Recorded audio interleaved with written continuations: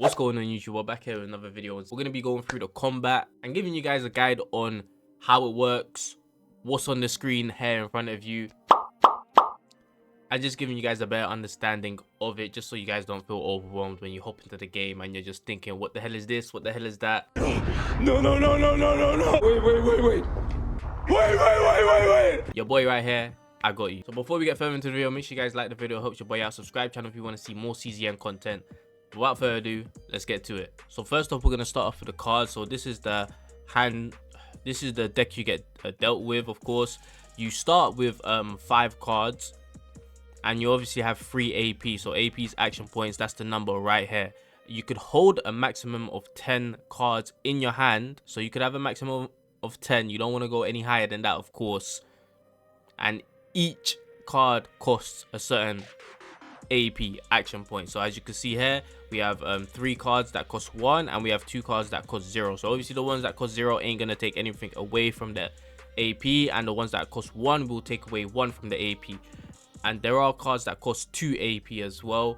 You know, certain cards could also give you AP, so make sure you guys, you know, read through characters kits, read through certain cards and see what they do, because obviously when you're building a team, you probably want to build a team with, you know, characters whose cards go really well together. So obviously the cards come from this deck over here, and once you're done, so basically you kind of want to, you know, go all the way to 0 AP if you want, because I believe AP doesn't carry over into the next round. So don't think, okay, I start with 3 AP, if I end my turn with this button here, I believe I'm gonna have another additional 3 AP, so I'm gonna have 6 AP the next round. It doesn't work like that. You just only get 3, okay? So next round it will be 3 still. So don't think you're gonna be saving and stuff like that. It doesn't work like that. And the cards that you don't use will go into the discard pile over here, unless they have a retain tag on them. So that's why I say reading through the cards are really important. So if a card has retain on them, it will, you know, it won't go into the discard pile. Then once you run out of cards over here, all the cards over here basically go back there. They get shuffled, go back in there. So you do have 5 different types of cards. You have attack cards. Obviously, they're usually to deal damage to enemies. You got skill cards, usually that heal, provide shields, buffs, or debuffs. Upgrade cards are removed from your deck for the duration of the fight and provide effects that last until the end of the current encounter. Okay, so not the whole encounter, just the current one that you're currently fighting. You also have curse cards are created by events and exist to clog up your hand or cause negative effects. They are usually unplayable but can be removed at a shop. So you also have status cards are similar to curse cards, but they are created by enemies mid-battle and can usually be played to remove them, and they don't stay after battle. Okay, but yeah, those are the 5 types of cards that are in the game as of now. Now at the bottom left over here, we have the EP. So that's the ego points, right? Each character also has a special ego skill that they can use during battle, using EP that builds up when playing cards or defeating enemies for a total of 3, plus another 3 for their equipped partners, making up a small side deck of 6 ego skills that can be played throughout the course of a battle. So basically, I know you see 3 over here, but you basically have another 3 as well because of partners, and you can have a maximum of 7 ego points. So yeah, you probably want to play at the right time. Probably want to use it once you hit 7, just so you're not you know, if you have 7 and you keep going on, then you're kind of like losing out. These are basically the character's ultimate, if you're wondering.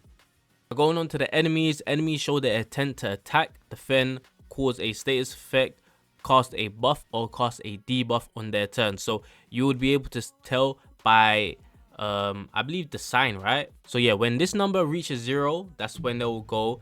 And I believe the sign underneath, as you can see here, is a sword. I believe if it's, you know, other things, you know, it will have a different symbol. So I'm pretty sure the sword is just like an attack symbol. They also have an action counter that decreases each time a combatant uses a card. As we know, when it reaches 0, the enemy will act, as I just said. Each enemy also has an attribute that they're weak to, is an icon next to their action account. So it seems like they're weak to the red units.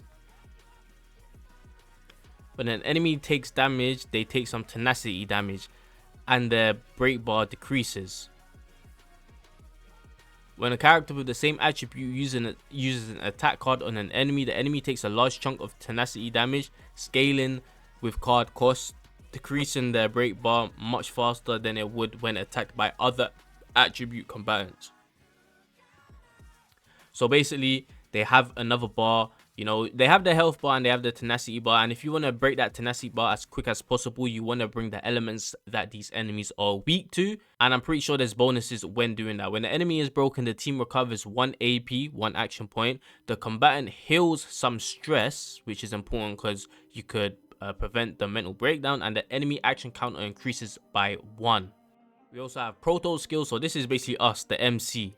Right, during battle it is possible to use a special proto skill using the hourglass that refresh daily. So this symbol right here, the effects are the following: 1 hourglass, rewind last card played; 2 hourglasses, redraw ego skills; 3 hourglasses, rewind current turn. So if you're doing I'll say just to use this when you're doing like very hard content or something you're just really struggling with and you just need that help. Next up, we got Epiphanies. So during combat, a character will sometimes get a light bulb on top of their head. This means they have a combatant epiphany ready. When you play one of the combatants card, they will get one of their unique cards added to their deck permanently. This card costs 0 AP the turn it is added to the hand. Another type of epiphany happens when a card gets that shine on its left corner, which grants it an upgrade when played. Okay, so when you're playing through the game, the chaos manifestation, I believe is called, right, and maybe other game modes, you have chances to get epiphanies. These are cards that are gonna get added to your deck and that you could keep, and you know, they're gonna be upgraded. Basically, they're gonna be upgraded cards of what they were before. I believe you even have a chance to choose as well. And there's also another one. So this upgrade has a low chance to instead be a divine epiphany, which grants an extra effect associated with one of the gods along with the regular upgrade. So you have a chance of getting, like, you will see the symbol on the card, so you have a chance of getting divine epiphanies, which, you know, as I said, they say is a low chance, so that's gonna be, you know, cool to get if you get it, of course. But this is also why there's like a lot of replayability, because, you know, you might have a certain build for a character, then you might want to try them out on a different type of build with different divine epiphanies or different cards to mix and match them like really well, see which ones work well together. So that's one thing that's going to be really happy about the game. Now, another thing we have is stress. Another element to keep track of battles is stress. This is more relevant when tackling Chaos Deep Trauma mode. When a character takes health damage, they also take a small amount of stress damage, filling a small purple meter under their health. As you can see there, they have a purple bar that's getting filled. That bar, if it gets filled, they go into mental breakdown. And to prevent that is basically prevent yourself from getting hit. So you probably want to have a shielder. So that's why shield units are really good in this game. But going into that, what is mental breakdown? So when a character suffers a mental breakdown, the team loses a third of their maximum health. That character's ego skill is disabled and their cards are replaced with breakdown cards, which must be played 5 times for the character to recover. So when a character has their mental breakdowns, you're not going to be able to use any of their other cards. Their cards are going to get replaced with breakdown cards, and basically what you want to do is use 5 of them to recover. Now, I don't know what the chances are to get all 5 of them straight away. At max, I've only seen 3 when I've watched gameplay, so it might take a turn to 3 to, you know, make a character recover. But at the same time, you don't know, you might not even get them breakdown cards for, you know, a good amount of rounds. You know, they might keep giving you cards of the other characters. So it is one of them interesting, you know, aspects to the game. That number increases by 1 for each time the character suffers a mental breakdown. This cost increases its harsher in Chaos Deep Trauma mode 5, 6, 8, 10, 12. Damn, that is crazy. When the character recovers from their breakdown, the stress bar goes back to 0 or is reduced by a third in Chaos Deep Trauma mode. So as you could probably tell, the Chaos Deep Trauma mode is the harder one. The team gains that character's max health back, heals half of what was initially lost, leaving an empty part of the health bar that must be healed back up, and the ego cost is discounted by 4. So to be able to do that ult is going to be really cheap. How to deal with stress? The best way to deal with stress is to avoid gaining it in the first place by using shield cards, as I just mentioned before. When an attack is blocked completely by shields, the combatant does not gain stress. So this is why shield units are really good, which I really like, because I feel like shield units in gacha games just usually always just get out done by healer units. Healer units are just always better to have, but this game did something really well where having a shield unit is definitely a big bonus. You can reduce some stress by healing using special cards that reduce stress, breaking enemy tenacity bars, and resting at camp nodes. But these methods heal too little stress to be enough by themselves without the damage mitigation of shields. Keep in mind that overhealing does not reduce stress, it only works when HP is restored. So that's it for the whole combat thing. We went over a lot of things. You know, you guys know what the EP is. That's basically your ultimates. Also, you could use your partner cards over here.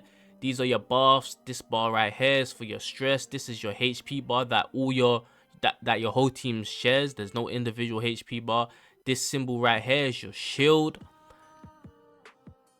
So this is what will get hit first when your enemy's doing an attack. You know, this is the cards you get played. You get played 5 cards. There's a maximum of 10. You have 3 action points each round. It doesn't stack up. You also have buffs over here on your characters. This is the card pile. This is the discard pile. This is to end your turn. This is special skills that you have as the MC that you could do. And what else? Also, you have your enemies. The numbers are how long they're gonna take to act. So if you play 4 cards, you know, this guy's gonna act. Once you've played 9 cards, this guy's gonna act. You know, and it's also showing the symbol of what type of attack they're gonna do or whatever they're gonna do. So with the sword symbol, I'm pretty sure that's an attack. You know, this might be like some status effect, whatever. It also shows you the element that they're weak to. So in this fight, you probably want to bring characters that have the purple element, because you'll do extra damage to the tenacity bar over here, which, you know, once you break, you get a lot of benefits, and also you can see their HP on top of here as well. But that's kind of the combat basics. So I hope this video helped you guys out. If you still have questions, let me know in the comment section down below. Like, subscribe, and up. Catch y'all in the next one. I'm out.